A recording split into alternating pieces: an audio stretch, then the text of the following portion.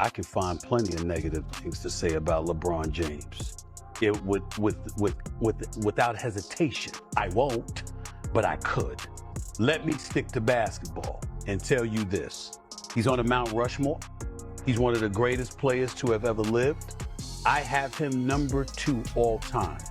But I appreciated and respected your take, Will Bond, on Get Up earlier when you talked about Kobe needing to be in that conversation, Kareem. Don Nelson just blasted LeBron's so-called legacy, and what he said has the whole basketball world in chaos. The Hall of Fame coach did not hesitate even 1 second. He directly called LeBron's career manufactured, media-driven, and even questioned if he truly earned his place in the greatest of all-time debate. That is not a small statement. That is a heavyweight punch thrown in open daylight. This was not some random hot take from a loud voice chasing attention. This was a respected legend stepping to the mic with decades of credibility behind him. We are talking about a coach with more than 1,300 wins. A man who helped shape different eras of basketball and watched the league grow from tough paint battles to today's superstar branding machine. Nelson has watched dynasties rise and fall. He has coached against legends, and now he is saying something LeBron supporters absolutely do not want to hear. But here is where it gets crazy. Nelson might truly believe every word he said, and that is what makes this so explosive. Music, he did not sound emotional. He did not sound angry. He sounded calm, careful, and completely confident in himself. So, what exactly did he mean by manufactured? Was he talking about team changes, media hype, the way stories are built around certain players? Because if that is the case, this conversation is about to get uncomfortable very fast. It all started as a relaxed sit-down, just a simple reflection on how basketball has changed over the years. Nelson was remembering old-school matchups, the grind of past decades, the raw competition that defined earlier eras. But the moment the topic shifted to the modern GOAT debate, the mood in the room changed instantly. There was no hesitation, no avoiding the question. Nelson leaned forward and said it clearly. LeBron's legacy is manufactured. He made it clear he was not denying the talent. I'm not saying he is not talented, he explained. He absolutely is. But then he doubled down. He questioned how LeBron's career was built, how narratives were shaped, music, around him, how media coverage constantly praised every move. According to Nelson, it did not feel natural. It did not feel like the path of the true legends he watched firsthand. And just like that, the entire basketball community hit pause. Social media exploded within minutes. Fans quickly split into camps. Some called Nelson brave for saying what others are scared to say. Others accused him of disrespecting a generational icon. Analysts quickly rushed to give instant reactions. Debate shows immediately started lining up new segments. This was not a quiet comment that slowly faded away. This was gasoline thrown onto one of the biggest debates in sports history. And before anyone tries to dismiss this as jealousy or attention-seeking, let's be honest about who is speaking. This is not a random critic. This is not someone trying to regain relevance. This is Don Nelson, a Hall of Fame coach with 1,335 career wins, decades in the league, and nothing left to prove. When someone with that kind of resume questions the foundation of LeBron's legacy, people listen.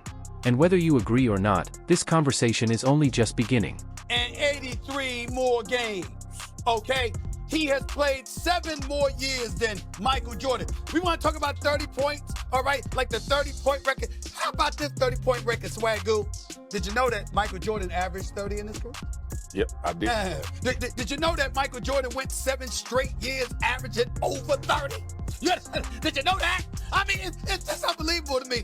Listen, and then I bring this stuff up, and I'm hating. A man who has been around the NBA since the 1960s, who coached against Larry Bird, Magic Johnson, and Michael Jordan in their absolute primes, is not just another opinion in the crowd. When someone with that resume speaks about basketball greatness, you do not simply scroll past it. You sit up and listen carefully. That is decades of locker rooms, playoff battles, and front row seats to history speaking. What makes this even louder is the timing. It is early 2025. LeBron James is still active, still adding numbers, still building his story with polished interviews and carefully delivered messages. For more than 20 years, he has shaped his public image with precision. He has controlled narratives, stayed calculated, and presented himself as the ultimate professional.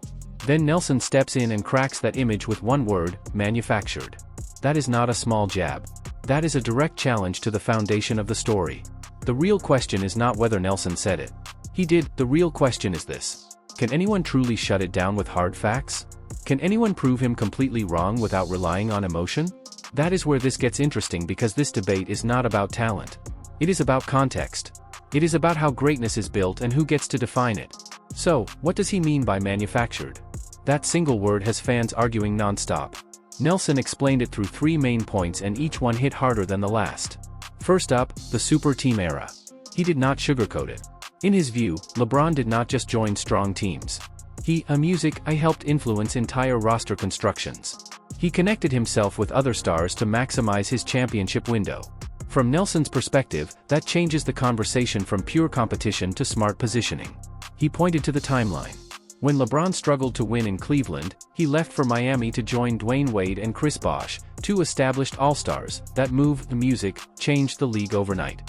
It changed how franchises approached free agency. It started a new era of player-driven alliances. Then, after Miami's run ended, he returned to Cleveland, but this time the roster already included Kyrie Irving and assets that later became Kevin Love.